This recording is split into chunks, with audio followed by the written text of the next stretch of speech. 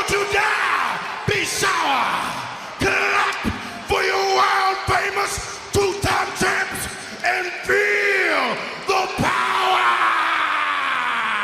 It's a new day. Yes, it is.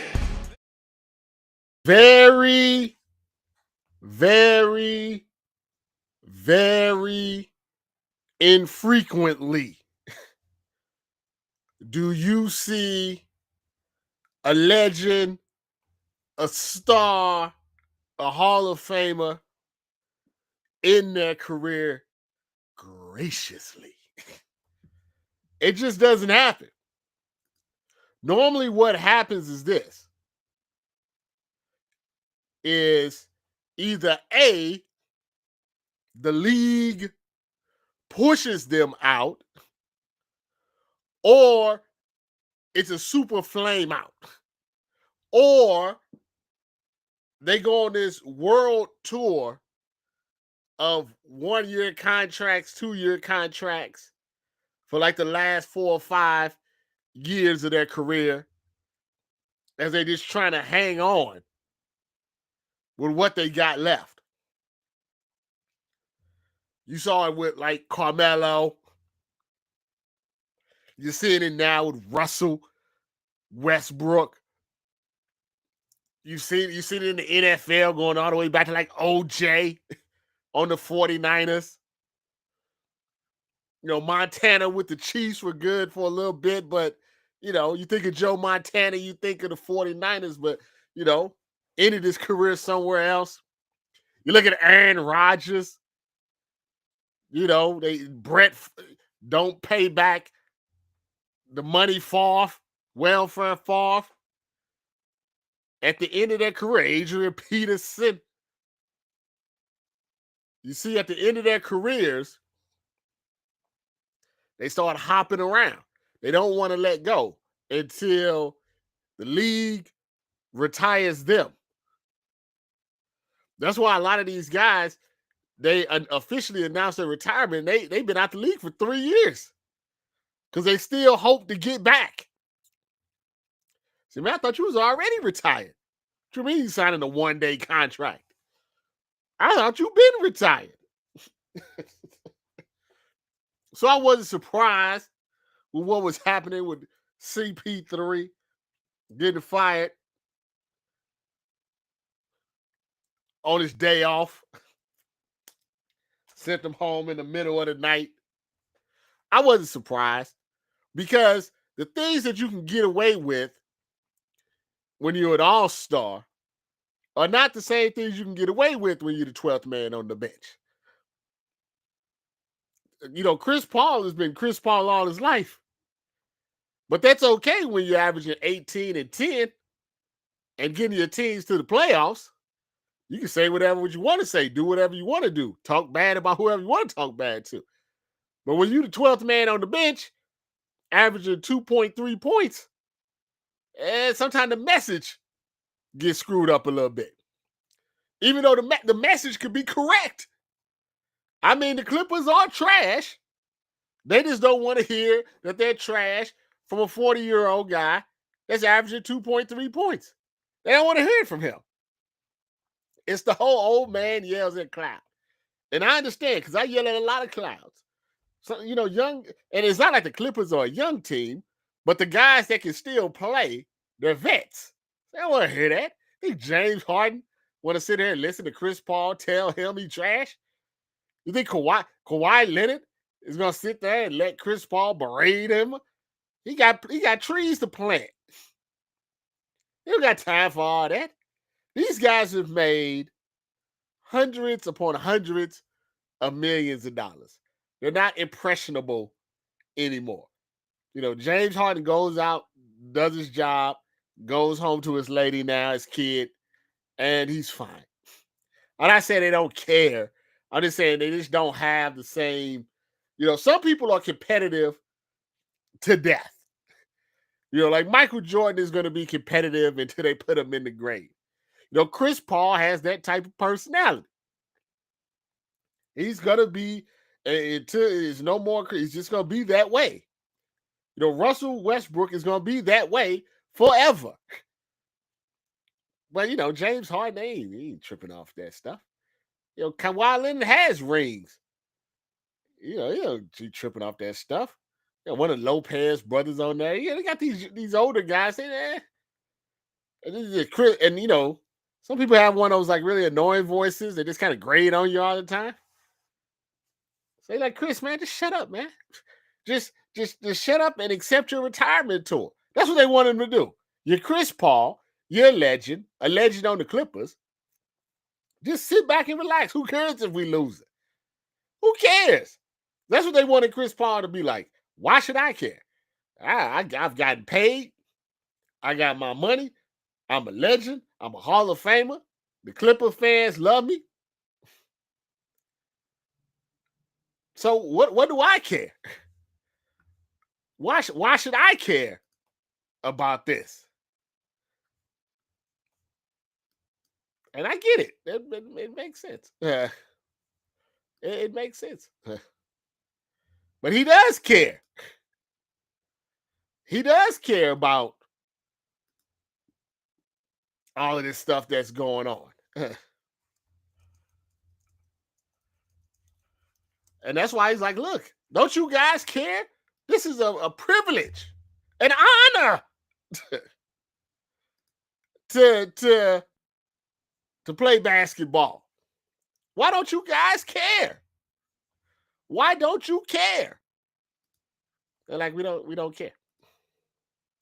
We don't. Sorry, Chris. We don't care. We got our $300 million. We're planting our trees. We got our ladies. We got kids. We've been doing this for a long time. I go out. I drop my 20 and 10, and I go home. We win, we win. If we lose, we lose. Who cares? And Chris is like, no, you guys got to care. Why are you not going through the screen? Sorry, Chris. It's kind of a sad way to go out. Maybe you can. I don't know. I know I read something. I didn't get too deep into it, but I read something where it's not a lot of teams that can bring him on because of the aprons and all of that stuff. He can't be traded for a certain period of time. He can't be waived until a certain period of time. There's not a lot of options available for teams to bring him on, and that's kind of sad. That's kind of sad. I mean, I think he'd be good on like the Nuggets. It would be good. Like even OKC. I know they got like 1,000 people. I mean, there are places where a veteran point guard that can play 10, 15, 20 minutes would be helpful to a team, especially in the playoffs. Just as a ball handler. Doesn't have to score. This is a guy that can get the ball up the court, make the right pass. 15, 20 minutes, give your actual point guard a break. Houston. What about Houston? The Rockets? Go back to the Rockets. They can use a ball handler. Who else? Golden State, they can use a ball handler. Let's see what goes on with CP3. That's messed up that they kicked him out. Chris wants to know, say, Rob, did you hear what Max Kellerman said about First Take and giving us behind the scenes of how the sausage is made? I know you did too. Well, yeah, I know how it works. I know how it works at ESPN. So that wasn't surprising. I don't think anything Max said should be surprising to anybody else, to be honest with you. I mean, Stephen A. said it more or less himself. Is that he wanted to be the solo act. He didn't necessarily want the one-on-one interaction anymore. I think Max made him a little uncomfortable at times. Max is a smart guy. Max doesn't do all that yelling and stuff. And I do think there's something to what happened with Terrell Owens that kind of snapped in Stephen A. Smith's mind. And listen, Stephen A. is not he's not shy about telling people who he gave opportunities to. So when you do that, you just human nature is they're not going to go too hard on Stephen A. Because, I got you this position. I put you in this chair. It's funny, the way they said, Stephen A's on this side, they all on the other side. I'm the king. King Kong ain't got nothing on me. And that's the way he likes it. He got the setup that he likes. He has the people that he wants. His First Take, really was supposed to be like a 50-50 show. Even going back to the guy from the Denver Post and Skip when it was Cold Pizza. It's supposed to be a 50-50 show. And when it was Stephen A. and Skip, it was a 50-50 show. And then it was supposed to be a 50-50 show with him and Max. But Stephen A. was like, no, I want 90-10. I want to be 90% of the show, and then the 10% I split off to everybody else. And to be honest with you, that 10% has helped the careers of some of the individuals that have sat in that seat and that have sat in that seat next to him. So you can't say that it hasn't helped, and he hasn't helped other people. He just didn't want to go 50-50 with Max. He wanted a relationship where, the wife stays at home, cooks the lasagna, and he does everything else. He wanted to, be the man. He wanted to pay the bills. He wanted to build a roof. He wanted all the bills in his name. He didn't want to go 50-50. He wanted to take care of everything. So that's the situation. So nothing Max is saying that is unusual. It's just somebody is the boss. And he made a power play. ESPN can be like, no. Nah, we like the Max and Stephen A. dynamic. So no, you're going to make this work. But Stephen A. is their, secretariat. He's their horse. They're riding him to wherever they're trying to go. That's the decision that they've made. He is the face of ESPN. Hate it or love it. That's who they say. I guess, a little bit with McAfee, but McAfee's kind of his own thing. And McAfee clearly tells people that he's his own thing. If anything, McAfee tries to back away from ESPN. He doesn't want to be affiliated with the ESPN brand, even though that's who's paying him. But Stephen A. is all ESPN. He's said it multiple times. I try to figure out a way to get my boss's money every day. Make my boss's money every day. So he's the corporate face of ESPN. And that's who they decide. That's who they like. And there's nothing, wrong with it. I mean, if somebody was to give you $100 million to basically just talk, you don't necessarily have to be correct. You're just giving your opinion. Oftentimes you can be incorrect. It doesn't matter. If you have personality, people know who you are. People respond to you. People connect to you, good or bad. You're driving engagement. You're driving ratings. Yeah, that's what it is. It is what it is.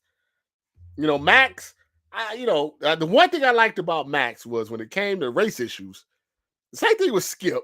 And I know a lot of people don't like Skip, but when it came to race issues, Max was always on the right side of history with that. I feel like Skip, even though he's saying some silly things, some dumb things from time to time, but for the most part, when it comes to racial issues, he's on the right side of history. He's on the right side of history. So, yeah, I mean, I'm sure it was enlightening to some to know that a lot of that is scripted. It's kind of like the WWE. A lot of it is scripted. I mean, it's a debate show, so you have to argue. There has to be arguments to that. So, yeah, I always tell people when they say, I can't believe, no, there's a meeting beforehand. What are we going to talk about today? What are we going to argue about today? I'm going to say this. Okay, don't get offended. See, something that if you do it the correct way, and when I was at TMZ, I used to do this all the time. You're like, I'm gonna say this, okay? I don't want you to get offended by it, okay? We're cool, but I'm gonna say this because it's a little bit controversial. It's what I think, and I know it's against what you think, and we're gonna have a little back and forth. But don't. I would always try to. Hey, look, don't take it personal. We're just on TV. Don't take it personal. We're just making good TV because you got to kind of say that. If not, some people take it personal. I'm not a personal affront to you. I just think this is good television. If we go back and forth, be like, ooh, ooh. So yeah, so it's scripted, more or less. Yeah, it's scripted. It says thoughts on the Big Ten title game. Do you see it as a waste of time for two big teams to be in the playoffs? You know something? I've thought about this, ML kid, and I think they should have playing games for the playoffs, so that way Texas and Vanderbilt and all these other SEC teams can stop crying. I'm sick of that crying. They're crying all the time. Just cry. We're not gonna do this. We're not gonna schedule this guy. It's such a whining. Win your games. Stop crying. Nobody told Texas to go to the SEC. Who told Texas to go to the SEC? It's just like nobody told UCLA and USC to go to the Big Ten. Like, why? What do you You decided to go. You could have stayed where were they in the Big 12? You could have stayed in the Big 12 beating up Dion and all of them. You chose to go to the SEC. Stop whining. I hate that whining. But I think there should be playing games for like especially if you have like same record, because it looks like that's what's going on. Like, I feel like they should. So if it's going, let's say there's 12 teams, right? And whatever, let's say 8 or whatever. How would I do this? So 8 are locks, and there's 4 spaces available. And then you have the next 8 teams. So the next 8 teams would play each other for the last 4 spots. Does that make sense? That's how I would do it. So let me pull it up here. Let me pull it up. And then this is what we would get. Let me see. Where is it? College football playoff rankings. All right, here we go. Let's see. So let's say right now. The top 8 teams would be Ohio State, Indiana, Georgia, Texas Tech, Oregon, Ole Miss, Texas A&M, and Oklahoma. So instead of having the conference championships, you have the same weekend, but you have these playing games, right? So the playing games would be this. It would be let's see what. How would you do? 1, 2, 3, 4, 5, 6, 7, 8. All right, check out. Now, wouldn't this be great? It would be the Alabama versus USC, Notre Dame versus Utah, BYU versus Vanderbilt, and Miami. Is that right? Yeah, is that how that goes? I'm pretty sure I'm doing this wrong. Miami versus Texas. I think that's right. I don't know. yeah, that's right. So now imagine those games this weekend. And then Texas couldn't complain. Vanderbilt couldn't complain. Alabama couldn't complain. You see what I'm saying? And the good thing about that is if you look at the way it's set up, 1 through 8 either have no losses, like Ohio State, Indiana, or 1 loss, Georgia, Texas Tech, Oregon, Ole Miss, Texas A&M. The only 2-loss team that would get in under this particular ranking would be Oklahoma. Now, everybody else that got 2 or 3 losses, now you get to fight it out. Now, granted, we'll probably get some complaining by Virginia and Michigan and Tulane and all these other people, but that's how I would handle it personally. That's how I would handle it, and that's what I would do. So Texas can stop crying. With that being said, I think this is a trap game for Ohio State. It's a trap game. I know. I decided this year because of some funky stuff that happened last year. I won't get into it. Maybe I get into it after the season, depending on what happens. But I just think some funky stuff happened. Anyway, I've been covering Ohio State a little more closely from a media perspective, less as a fan perspective this year, and the alumni perspective. And there are they're saying the right things going into Indiana game, but if they lost to Indiana, I just don't think no one would care. I hate to say it like that. I mean, maybe they got boat race or something. They lost like 50-7 or something like that. But I just don't feel like I feel like the goal is to win the national championship. And they know that they're in the playoffs. And the goal was to make sure that they beat Michigan. Shut up, Michigan. They're tired of hearing from Michigan. That was the goal from, I think the goals were very simple. Beat Texas, to show people that you're the number one team in the country. Get through the regular season where you're going to be favored in every other game without too many injuries or anything, load management or whatever you want to do.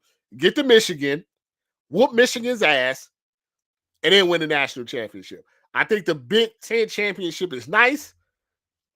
I don't know how motivated they're going to be. Whereas Indiana is fully motivated because they're trying to prove that they're better than just being Indiana. Indiana's been bad for like 90 years. And now they've had 2 good years, but people still don't take them seriously. Honestly, ask anyone. Like, I would say SEC teams are, they're a little leery of Ohio State. They just won't be like, yeah, we just gonna go in there and crush Ohio State. They're a little leery on that. But ask any SEC fan going all the way down to you could probably ask somebody from Florida who they went 4-8 and say, you think you beat Indiana?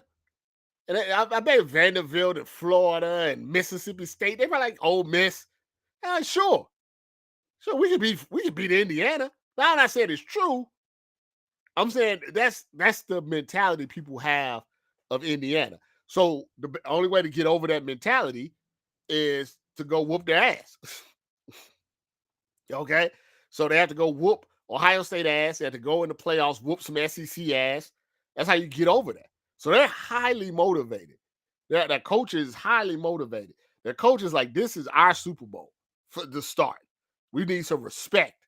And Ohio State is like, okay, who are we going to play in the playoffs? So it could be a recipe for, I won't call it an upset because 1 versus 2. I don't feel like those are upsets, but it could be a recipe for a letdown for Ohio State, in my opinion. Yeah, we are, Nick, we all need Ohio State in the Rose Bowl because that's a lot easier trip. I tell you that. I think whoever wins the game, if Indiana wins the game, they're going to hand it to Mendoza.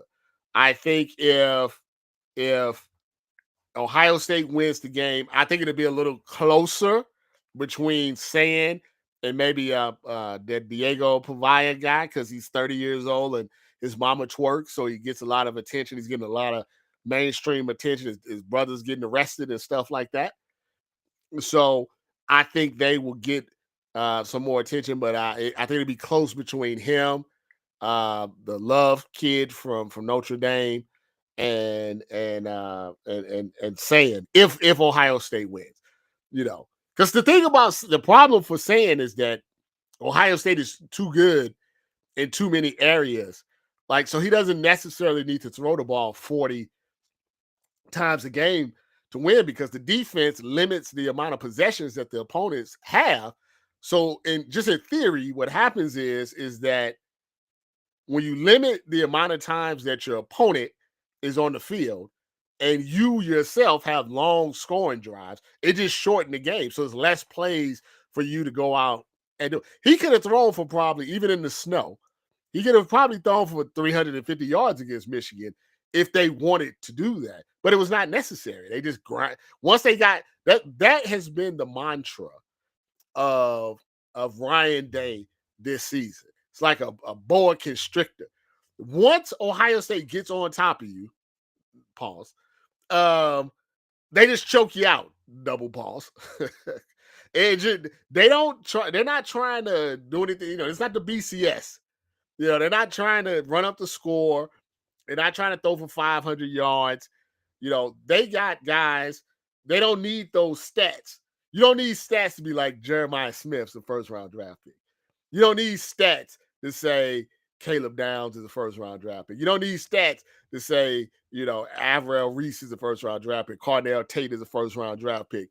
That Bo Jackson is going to be good. You don't need the stats. You can just look the eye test and you can see these are some studs. So he just chokes them out. So if you want to beat Ohio State, you have to, and it hasn't happened. Michigan had a chance last week. You got to get like 14 points up and change the way that they want to play. They haven't been down by more than 6 points the entire year. You have to get touchdowns and you have to get up because once Matt Patricia figures out whatever you're doing, and it normally takes a drive or two, they just choke you out. You can't breathe. You can't breathe. Ole Miss, Lane Kiffin is a snake oil. He's a monorail salesman. Got my Homer Simpson slippers back. He's a monorail salesman. But no, I don't think the coach is the same as losing your quarterback. You know what I mean? I know a lot of people are using that analogy. We've seen plenty of times where a coach leaves and the team galvanizes behind the interim coach and win, games. So I don't think they should be punished, at all. Even though I will be curious how they play. Things like this is either A, you galvanize and you just start whooping everybody's ass, or you fold. I've only watched parts of the 50 Cent doc on Puff. I have mixed emotions about it. And I'm trying to decide if I want to actually put it on tape. And you know something? At the moment, probably for my own well-being, I'm not going to put my thoughts in video form for someone that can, potentially pull this out at any time. A lot of people watch these lives and then they go back and watch it on the site. I did not want to give my thoughts just yet on that. Maybe at another time, maybe at another time. But I have watched some. I haven't finished the entire thing. Some of the stuff, let's just say, if you've been around the industry for a while, and Nick knows this, you kind of, some of the stuff's familiar to you, you know what's going on. But there's some other thoughts that I have, but I don't keep those to myself for the moment. The Diddy doc produced from it definitely has to be next. Yeah, it's something. Let's just put it like something. Did you see what happened on national? No. Before I actually want to get the Texas was trying to get on viewership. I thought that was the most hilarious thing of all time. They said, put us in because we get more people to watch our games. Now, I understand it. But man, they just sound so soft. I wouldn't expect Texas to be. If this was Ohio State, I would tell them the same thing. Like, look, you don't lose 3 games. Simple as that. I don't care who you play. The schedules are up and down. 1 year is tough, 1 year is not tough. It's just the way it works. Stop whining so much. So, National Signing Day was yesterday, and there's a lot of controversy, some flips. I think we're still waiting on Chris Henry Jr. I don't really get up in arms about National Signing Day because it's like the draft. It's like you can draft somebody high. That doesn't necessarily mean they're going to be a good pick. And you can draft someone low and they end up being a Hall of Famer. So it's like with National Signing Day, that 3-star can end up playing you can play like a 5-star. And that 5-star may never get the field. So it's like, I don't really get up in arms about it because I think the best colleges don't worry about ranking. They don't worry about numbers. They don't worry about stars or, all that stuff. What they're looking for is how do these high school kids who are 17, 18 years old fit into our system? And if they fit right into the system, then you're going to be okay. You're going to be okay. If they, and something about the Chris Henry thing, Nick, is that in my mind, as a coach, if I was a coach, I want a guy to go to where he wants to go. Okay. I don't want to force anybody to do anything because that, to me, it sets a bad example. Like you want people to be there that wants to be there. Like I saw the kid Legend Bay, and hey, I don't know what's going on there. I'm not like that deep into recruiting, but I do know there was some issues maybe with his mom not wanting to sign the letter for him to go to Ohio State. Next, he's in Tennessee. He's kind of acting like he's happy on social media, but some people say he's not. That he might flip when he turns 18 and he can go in the transfer portal. I don't know, but like it's become like NFL free agency once you add the money aspect to it. Like with Chris Henry, I know Oregon is offering more money than Ohio State. Ohio State has a very, very, very, and I agree with it. Okay, they have a very, very firm policy on NIL, and it's not that they don't have the money; they have the money. Trust me. Our alumni has the money, but they're very, very leery of a Bryce Underwood situation. They do not want to overpay for a freshman and that just wants to be there because of the money. And we've seen that, sitting with Nico over in Tennessee. You got to be very, very careful. So they're fair. They're not gonna, cheat you. You're not gonna go broke. You're gonna be able to eat and everything, but they're not going to give you NFL contracts to come to play at Ohio State. They just don't believe in it. And you see what happened with Deion. You see what happened with some other teams. It's like if you overdo it, these kids just come for the money and they don't really want to play and they don't want to work hard. The Indiana kids, I think what people forget is that the Indiana kids that came with him from James Madison, they weren't asking for a lot of money because they're coming from James Madison. They're not big names. So he could get 30 kids that are hungry, because they just get a little bit of money. They're not, but they're hungry. They want to play. They want to play hard. You go to Texas Tech, they can get a lot of kids that don't necessarily need $1 million, $2 million a year or whatever. But the Colorado people like we overpaying for those people. We're overpaying for the people, and then you get it and you don't happen. So I think what's happening is, with Chris Henry Jr., he's looking at like life-changing money at Oregon. And Ohio State is like, listen, we put six, we have set, we have probably 5 of the top 25 wide receivers in the NFL. 2 of our wide receivers now can probably start for any team in the NFL right now. I mean, we're gonna pay you, but I mean, the proof is in the pudding. I get Brian Hartline is leaving, but I mean, that's not gonna stop the train. I mean, we lost both coordinators last year, and we're a better team than we were that won a national championship. So you gotta. It's different now, right? it's totally different now because you're dealing with agents and managers and parents, and these kids are 17, 18 years old. They don't know nothing about life. They don't know nothing about life. I do know this about college. You got to go to where you feel most comfortable.